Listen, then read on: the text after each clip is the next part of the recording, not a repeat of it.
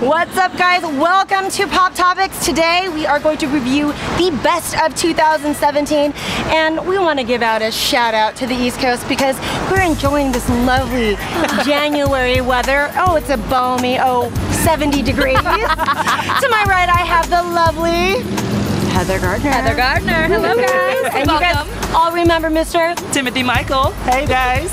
So we've got so many topics to discuss. Go ahead, Heather. We'll just take it off with you. All right, year in review. How could we leave out the inauguration of our dear president, Donald J. Trump, who, by the way, is the most genius president of all time, according to him on Twitter this morning. Genius. Genius. Genius. Okay, here's what went down. We had to say goodbye to President Barack Obama and bring us President Donald Trump.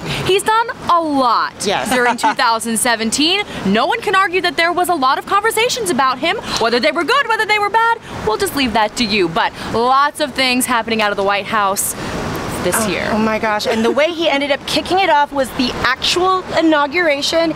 He told everybody that there were millions of people that were present, that he could see as far as all the way to the Washington Monument, and then when he was called out on it, he told everybody that the media must be lying. That was really the beginning of the whole fake news thing, you know, because it blew up this year indefinitely. But that was really the thing, like, no, you don't trust the media, you need to trust what we're telling you. Yes. And that was really the beginning of it, was the inauguration, the first lie. And the lies didn't even stop there. The lies continued on. The lies started happening before the inauguration. Let's talk about that really quick. Like, what about this whole building a wall? Where is the wall? We're here almost a year and a half later, guys. I still don't know where this wall is. Can we just touch up on Russia?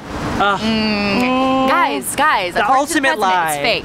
Fake news. Fake news. Maybe we have a fake president. There is no Russia. We can only hope, really. I think we're all just sitting here and, you know, just to throw out my political beliefs, maybe that this is all just a bad dream. Maybe. One could hope. Here's the thing, you guys. With me and Donald Trump, it's a very complicated relationship because a lot of people call him a racist. I don't believe that he's a racist. A lot of people call him a bigot. I don't believe that he's a bigot. I believe that he's an opportunist, which I believe is worse because not only will he say and do whatever it takes to get what he wants, which makes a good businessman, but that doesn't make a good president.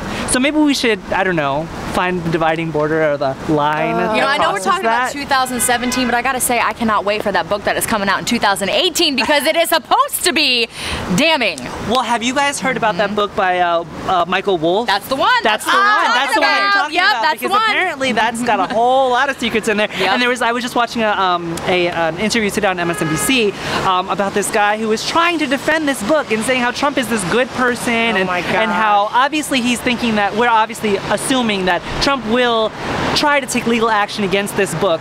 But where is that going to go? Well, you know what, I would just hope that we were a society that were fact-based. Yes. Fact-based. Yes. But we have a president that believes in alternative facts. Or whatever facts that just go along with him.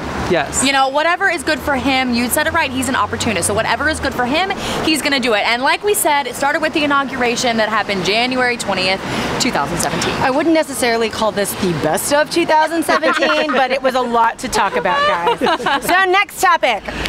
So I do want to go shout out to Moonlight. Moonlight, if you guys haven't seen it, it was the Best Picture award winner, Oscar award winner. Are you sure? Oh, wait, it was. Yes. That's right. Sorry, was it La La Land? Oh, wait, no, my bad. Did anybody else think that that was a hoax because Jimmy Kimmel just made a whole mock of the entire Oscar awards that night? I think everybody really did think that it was.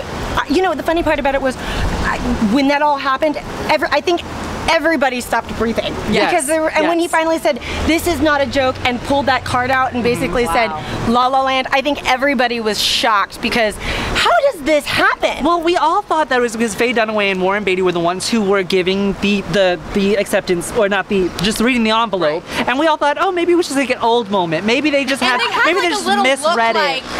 Right. So they obviously, if you guys haven't heard about this craziness that happened at the Oscars, they were just handed the wrong envelope. That's ultimately what happened. But I just want to go back to Moonlight because I don't want it to be overshadowed by this whole entire scandal. $4 million budget movie made over $60 million in the box office. And was just really good. It was just a really good movie. It was the first LGBT film that won Best Picture. It was the first all African American cast that won Best Picture. That just in itself is groundbreaking. Yes. Yeah. I mean, And I know that there were a lot of like huff and puffs because a lot of people did not see Moonlight, and a ton of people saw La La Land. And so after the fact, there were a lot of comparisons, and a lot of the journalists out there basically said, you know what? Yeah, La La Land was this breakthrough movie, but the better movie won the Oscar. Yes, right. And I also believe that, you know, Moonlight set off the chain, and it's a very bold statement, I understand, but I felt like it set off the chain for all of these other movies. I don't know if you guys heard about this Love, Simon movie coming out, but it's also a gay movie. I forgot who's in it, but there's trailers coming out for it right now. It's a very prominent gay movie. It's about a coming out story. It's supposed to be a really great, and then also Call Me By Your Name, which also got a few Golden Globe nominations, Oscar nominations. We're excited to see who's gonna win. Speaking of, Armie Hammer, who is in Call Me By Your Name, is nominated for Best Supporting. Mahershala Ali, who is in Moonlight, won Best Supporting. First Muslim to win Best Supporting Actor in Acting at the Oscars, which was another groundbreaking thing. What I'm hoping for, and you know, we are talking about 2017, but I'm hoping for, you know, we're going to be living in a society where it's not just going to be a LGBT. Yes. This isn't going to be groundbreaking. It's normal. It's just, that's the goal when we talk about equality and all parts of life, not just entertainment. In all parts of life, when we talk about equality, we just want it to be across the board equal. We don't want to say the first LGBT. We just want to say another LGBT. Congratulations. You know, that's what we want to get to. Yes. And if you guys haven't seen Moonlight, go check it out because it is a wonderful film. Obviously, the three of us agree. Loved Check it out. Stay connected with PopTopix.